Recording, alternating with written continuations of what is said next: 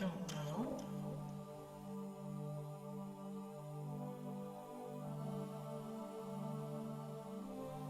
Well, in order to have a sturdy place to build, you need to put down a foundation.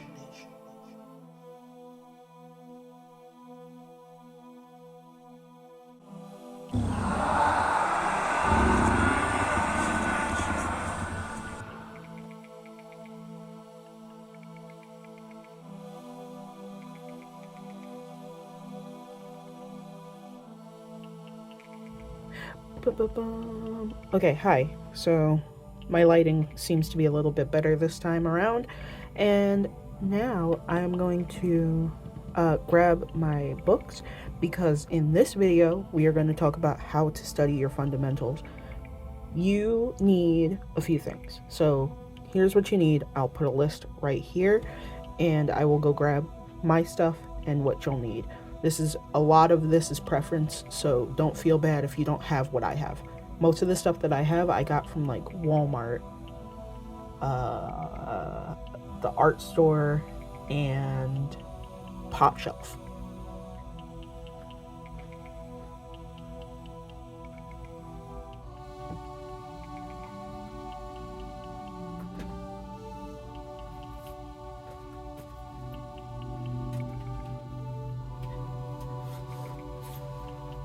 Alright. So first things first is you're going to need something to draw on. I personally have a sketchbook. I have one for sketching and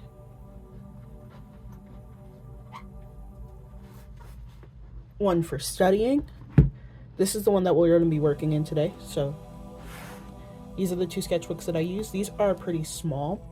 They are, let's break out the ruler.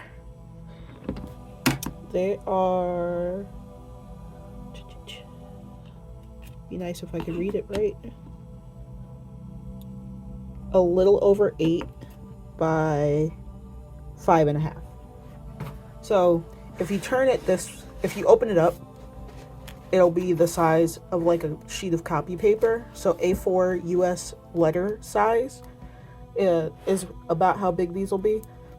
If you notice my stickers, sometimes they don't want to stay on because the texture is like canvasy.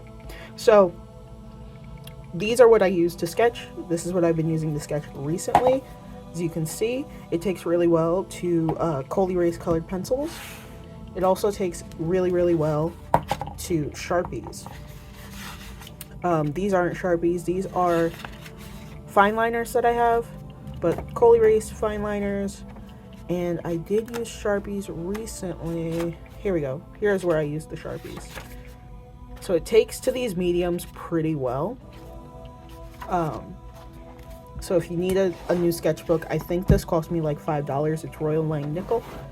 But yeah, this is what we'll be working in. If you use copy paper, if you use a bigger sketchbook, I used to use the Canson sketchbooks all the time. I still have some sitting around somewhere. But if you use those, please just use what you have on hand. You don't have to have anything special. Just make sure you have something to draw on, even if it's a notebook.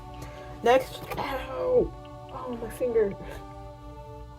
Next is something to color with. You don't necessarily need these, but I'm going to start incorporating this into my workflow, my study flow, to make it a little bit more fun for me. These are some old Master's Touch alcohol-based markers that I had grabbed to kind of mitigate my Copic markers. I didn't have a fluorescent pink or a fluorescent yellow, so I grabbed these, and then I grabbed this green because I just liked it. It was a fluorescent green, which was also something I didn't have in my Copics, and this is pale lavender. They don't even make those anymore, at least I don't think they do, but those are what I use to what I'll be using to color for a while. And you'll need some kind of drawing implement that isn't a marker that's typically used for coloring. This is a little wild, so please bear with me. This is an Arteza marker case that I got from Pop Shelf, and two sets not just one, but 2 sets of fine tip Sharpies that I got from Walmart. These are individual pens. They're gel pens that I got from Pop Shelf. A calligraphy pen from Marview Cheetah that I also got from Pop Shelf. And these are some paint markers, or opaque paint markers. I don't know what they are technically called, but opaque paint markers that I keep in there for safekeeping. And then these are my Staedtler Tri-Plus fine liners. These are the ones that I reach for the most. They are not the best of the best, but they're the ones that I reach for the most. Then I have white gel pens, and then everything from here over is Jelly Roll.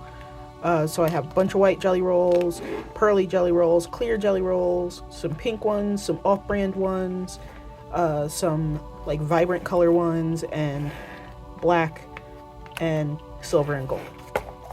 So that is what I use for my studying. And today I'm going to use the pale lavender to color, and I will use a dark purple, light purple, and a black to draw.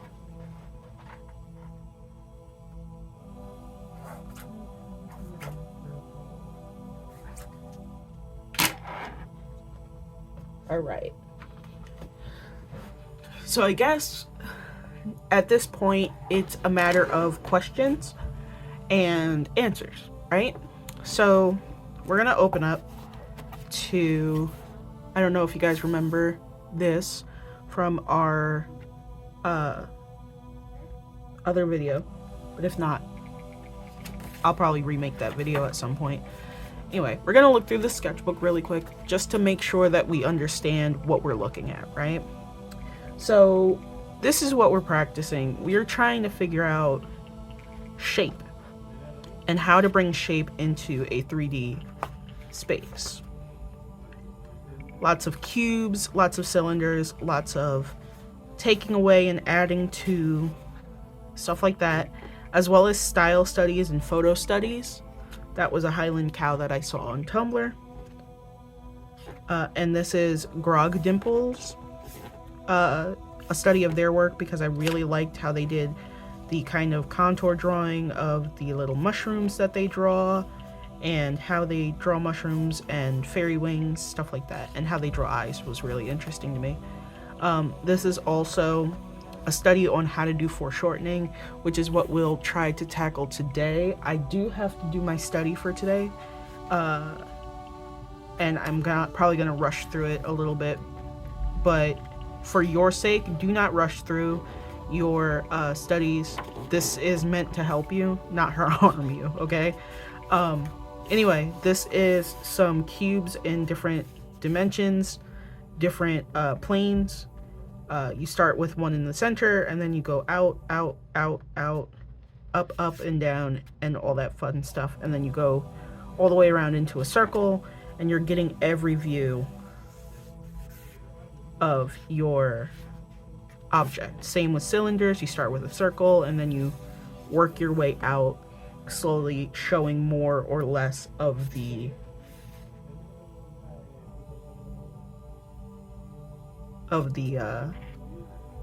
object. These are more style studies. This is from Sheepio. They had sketched some chibi bodies, and I thought they looked really nice proportionally, so I decided to try sketching them. And then I went back into my basics. If you ever need to look up what to draw, come here on YouTube and look up basic art tutorial, beginner art tutorial, stuff like that. Or find people online that have posted their studies. My friend Fishel, my mutual Fishel, had posted their studies, and I was like, dude, that is sick. Tell me your secrets. And they were like, oh, I just kind of watch some videos and, you know, go from there. And that's what they did. And I examined what they did, and then I used it for myself to study for myself. I'm sorry if you can hear my neighbors. I'm really trying not to be mean about it. Hopefully this will be over soon. We'll see. Also, I went back and I just did some basic stuff. some straight lines in order to learn some line control. As you can see here, it kind of got a little off the rails. Then squares, just making squares, connecting lines. Same with triangles and circles. I just practiced circles. And these exercises are really good when you are trying so hard to draw from your shoulder, which will help you in the long run of things. It takes time to get used to, and it's a serious adjustment period, but you'll eventually get used to it. I also found a tutorial on how to draw spheres. I think it was actually this same tutorial on how to draw spheres, and what he did was he drew ellipses inside the spheres to kind of show which direction the sphere is going. The next one I did was this one. I kind of like binged into the CMYK. This was on Monday, and I was doing spatial awareness. So I was taking a cube and a cylinder, and I was turning it in space to kind of understand that this mass, this volume, does take up space and occupy space. The next one was forming, which is distorting volumes to create new forms. I didn't get to that. And then the last one was carving, which was taking a form and just chipping away at it, or taking out a specific shape and making the easy part first. So draw the whole thing first and then break it down like you're kind of sculpting. You take your hunk of clay and then you break it down. This was also another one that I was doing ribbons, hatching of some kind, and symmetrical patterns. I was trying to keep them as symmetrical as possible. I had a hard time with the point of the arrow, and I had a hard time with the edge part of this this abstract shape. Anyway, so we are going to go ahead and get started on a fresh new page. It is currently Friday the 15th, so we're gonna put the date. It doesn't matter where you put the date. I'm gonna put the date down here this time.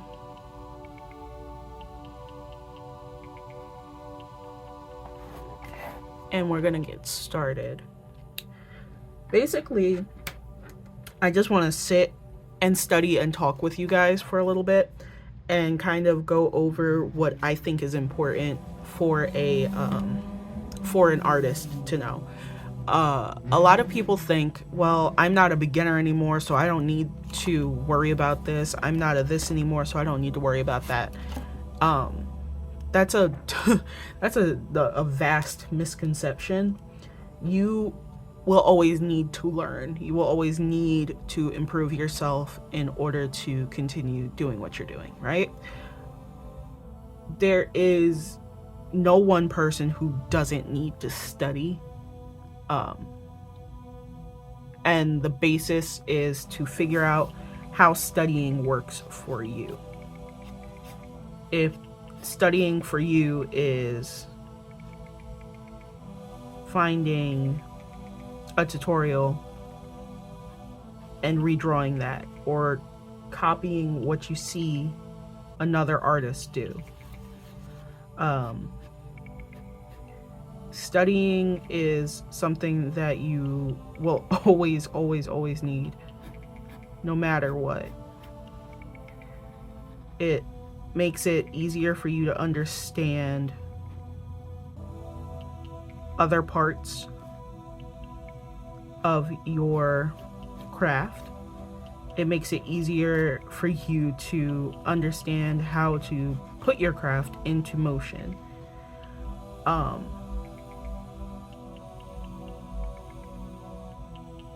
I typically try to study for about an hour to 2 hours a day. Not a day, oh my god.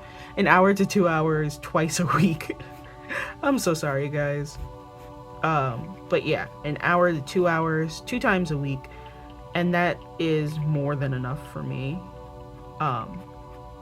Obviously, if you are wanting to dedicate more time to it, It's up to you how long you go, because at the end of the day, it's your time, right?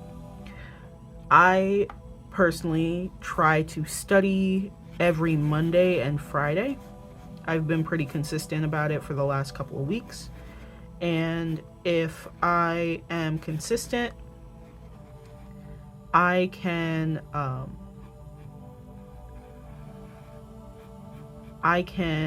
get, I want to say, between 2 and 4 pages.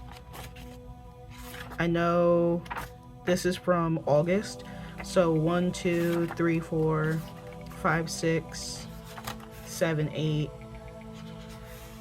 9, 10 pages from August. 1, 2, 3, 4, 5, 6 from August 30th. 1, 2, 3, 4, 5 from September 4th, and 1, 2, 3, 4 from the, what is the date? 4 from the 9th, and 1, 2 from the 11th, because I had things to do. Typically, if I don't do a full study session, it's because I'm busy or I'm working, which happens sometimes. No harm in it. No harm in it at all. But, you know, we don't want to... Do I have a piece of paper? I don't have an extra piece of paper, but I have this. So, typically, we don't want to pressure ourselves into doing stuff that isn't going to be conducive to a learning environment, or something that isn't going to be conducive to progress. Which is funny to say, because, you know, everybody will say, it's not conducive, it's not conducive. But that's the reality, is we want an environment that's conducive to progressing forward, right? If you're an artist or a creative in any way, you want to be able to improve yourself, not for anybody else's sake, but for your own. And doing so requires sacrifice of time, and that sacrifice of time is typically just an hour or 2 a day. Like I said earlier, or like I briefly mentioned, if you are looking for something specific, you can easily go on YouTube and type in that specific thing. Like recently, I've been wanting to learn more in depth about color, and I found a pretty great tutorial that goes over why your color is so flat, or why it's not carrying the way you want it to when you're rendering.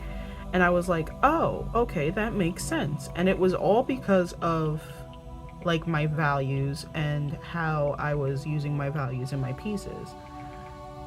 And I hadn't even thought about that. I was like, nah, values, whatever, right?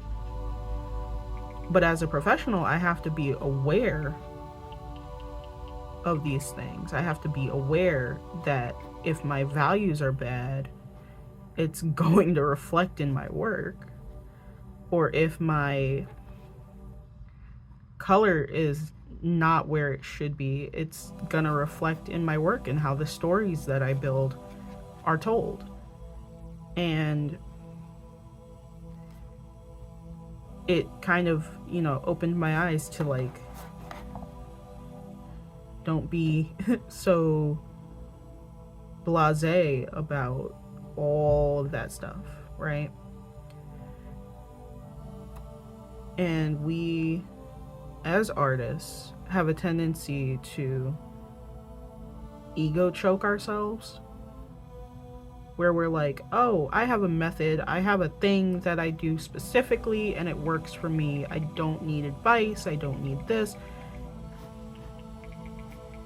And that's kind of where we mess up. I do that a lot, personally. I'm not gonna absolve myself of anything. I do it a lot. I look at a tutorial and I'm like, oh, I already know how to do that. I don't need to relearn how to do that.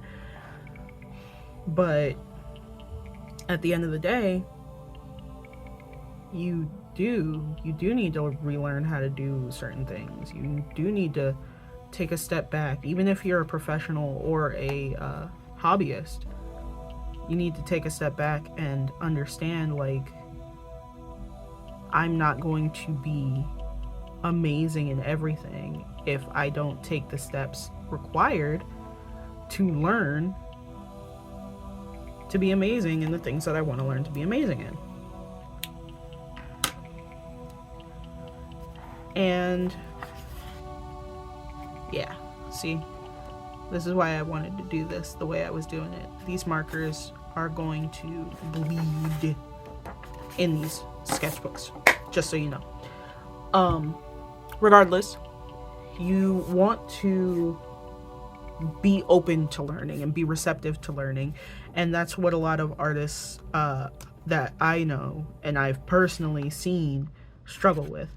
They want to learn, but they don't want to be receptive to the learning part, you know? Some of them are like, yeah, I understand in theory,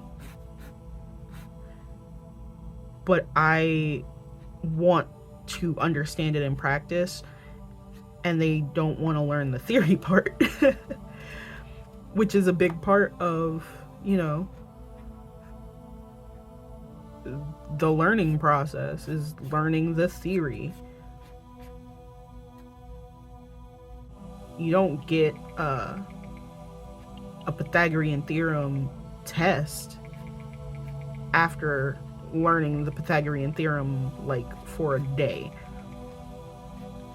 or even just like 1 minute. Here it is, figure it out. That's usually not how that works. And art is the same way. You have to learn the theoretical part of it before you master the practical part of it. And when we do that, and when we understand that the theory part is the part that we struggle with, then we start to learn that the practical part goes right alongside it. Especially if it's like color theory. Everybody dreads color theory, or at least a lot of people do. I personally don't. I love color theory. I think color theory is great. I think it explains so much in how we perceive color in artwork. But there are some people that don't like color theory. So, question is, why and what does this have to do with us as artists, right? Why is it important? Like, well, like I just said, if you're not open to learning, you're not going to improve. And no, improvement's not always the goal, but it is almost exclusively what a lot of people are reaching towards. Not bad, not bad, okay. Few people will say, well, I don't, in regards to the fact that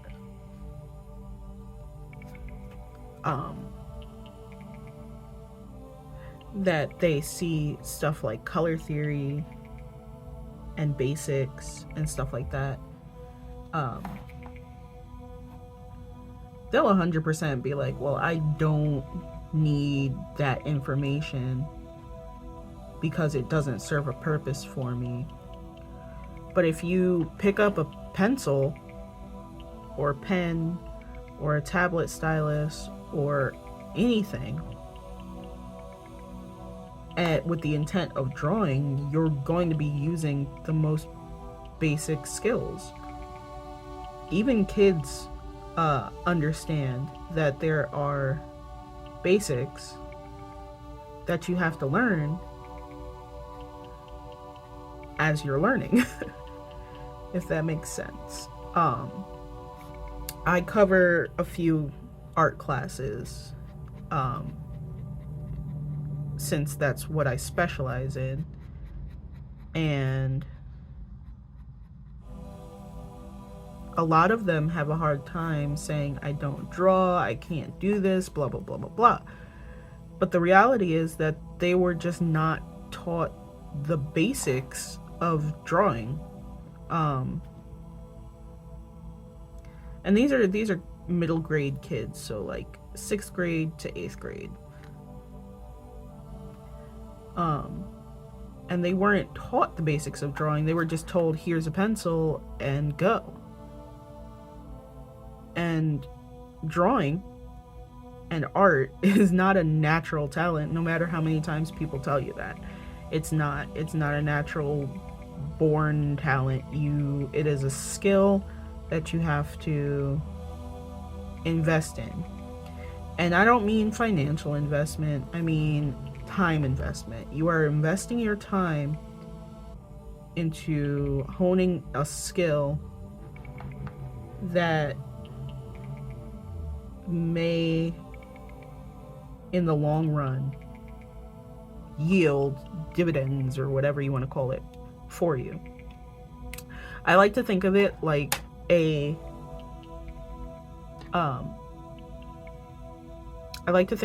house. You don't build a house on a plot of land with nothing. You have to, hence the skit earlier, you have to be willing to invest something in your learning, right? Even if your learning is even if your learning is just that, learning. Even if you eventually go into a career field that's not within the arts, you're still needing to learn, and you're still needing to create an environment of learning for yourself. I'm rambling a lot, and I know, I'm sorry. Regardless of my rambling, my point is that you can't build a house without bricks. You can't build a house without some kind of tool, and even if that tool is your hands, you still have that. As far as art is concerned, your tools are just as simple. Your eyes, your mind, your hands, all of those things help you in the long run create. Whether you're creating with the intent of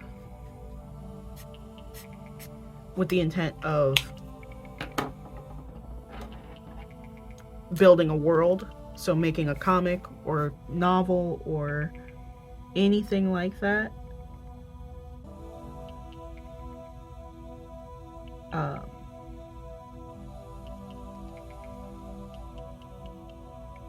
then